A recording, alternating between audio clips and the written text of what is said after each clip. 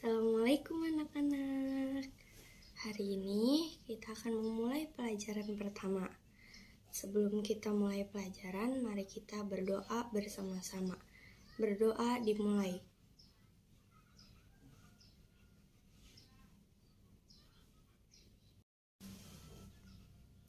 Baik, sebelum memulai pelajaran, alangkah lebih baiknya kalian membaca buku terlebih dahulu. Cukup 10 menit mulai dari sekarang. Baik, Ibu akan membacakan cerita tentang kebersihan lingkungan pada bab 3 teks eksposisi. Menjaga kesehatan lingkungan merupakan suatu kewajiban bagi setiap individu. Selain merupakan anugerah yang diberikan Sang Pencipta kepada hambanya, kesehatan lingkungan harus tetap dijaga agar keluarga kita terhindar dari penyakit. Karena kesehatan tidak ternilai harganya. Terkadang pada saat kita sehat, kita lupa akan nikmat tersebut. Dan ketika kita sakit, baru sadar dan merasakan betapa kesehatan itu sungguh berharga. Tubuh yang sehat bisa didapatkan dari berolahraga secara teratur, mengkonsumsi makanan bergizi, dan lingkungan yang bersih dan sehat.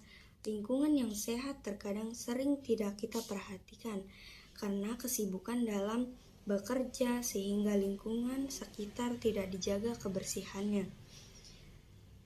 Sehingga kita tidak perhatikan.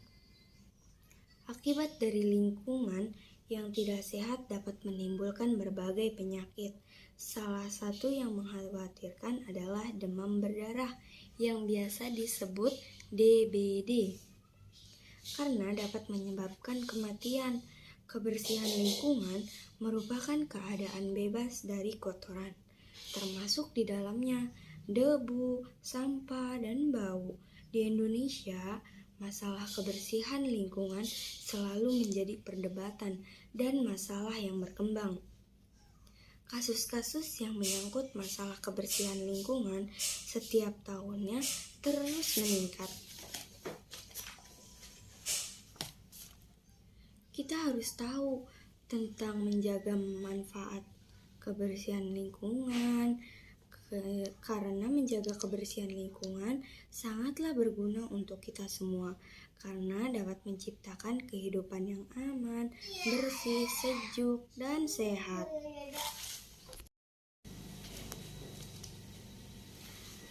Lingkungan akan lebih baik jika semua orang sadar dan bertanggung jawab akan kebersihan lingkungan. Karena hal itu ditanamkan sejak dini. Di sekolah pun kita diajarkan untuk selalu hidup bersih.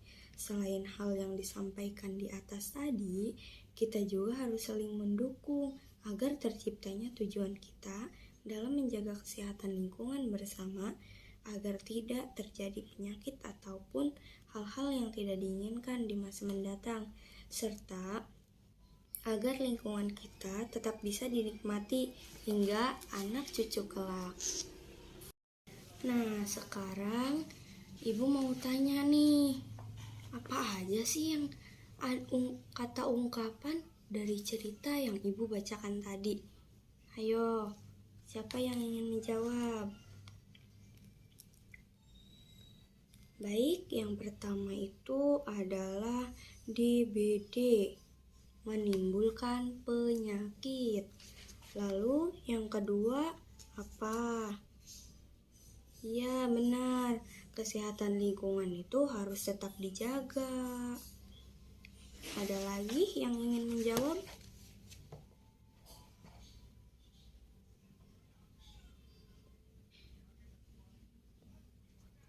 Baik, yang terakhir itu menghindari penyakit. Nah, sekarang Ibu mau tanya, ada yang tahu nggak sih arti arti gabungan kata atau ungkapan. Ada yang tahu? Nah, kata ungkapan ini gabungan kata yang maknanya tidak dapat diruntut dari arti komponen kata pembentuknya. Namun, ada juga bentuk kata majemuk, juga termasuk idiom atau kata ungkapan. Nah, karena itu, pengertian ungkapan itu adalah gaya bahasa yang bertentangan dengan prinsip komposisi, yang artinya memiliki makna yang tidak sama dengan gabungan anggota-anggotanya. Begitu anak-anak. Baik, untuk kegiatan selanjutnya yaitu mengerjakan tugas yang ada di halaman 42 kegiatan 2. Di situ ada 5 soal. Ibu beri waktu kalian untuk mengerjakannya.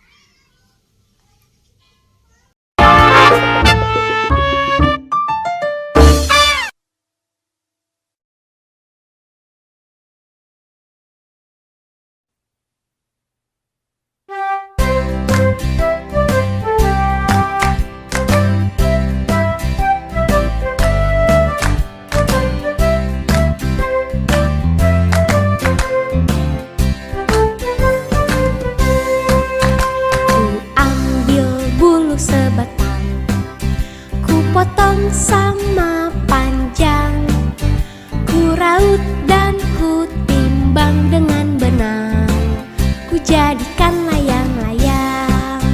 Bermain, berlari, bermain layang-layang, bermain ku bawa ke tanah lapang, hati gembira dan senang.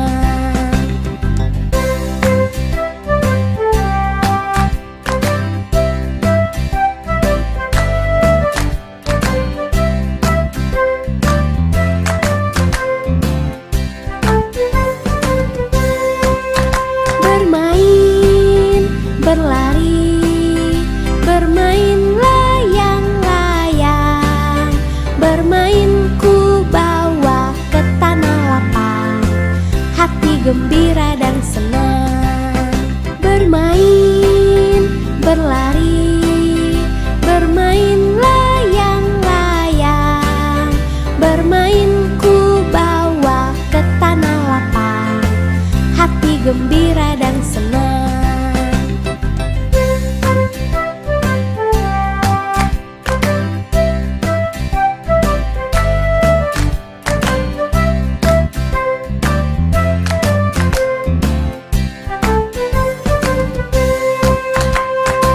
Di sini Ibu akan menyampaikan sedikit refleksi dan kesimpulan pada pertemuan hari ini. Jadi, teks eksposisi itu merupakan sebuah teks yang berisi sebuah informasi yang berupa gagasan, pendapat, dan fakta yang bertujuan untuk memberikan sebuah informasi dan pengetahuan kepada kita semua mengenai suatu hal.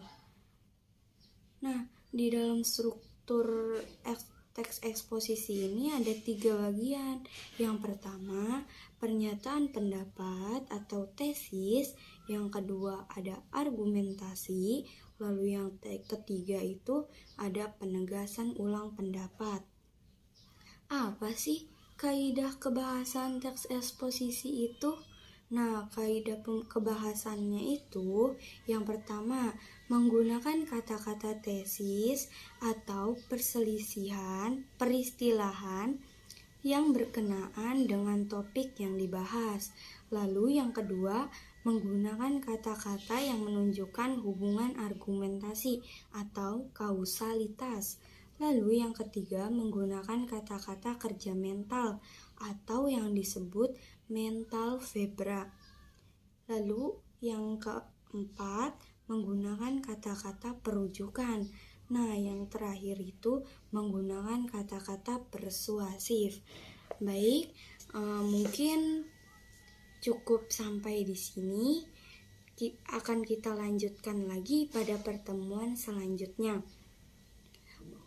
Untuk semuanya, jangan lupa belajar yang rajin di rumah, lalu menjaga kesehatan agar tidak terserang penyakit yang mewabah.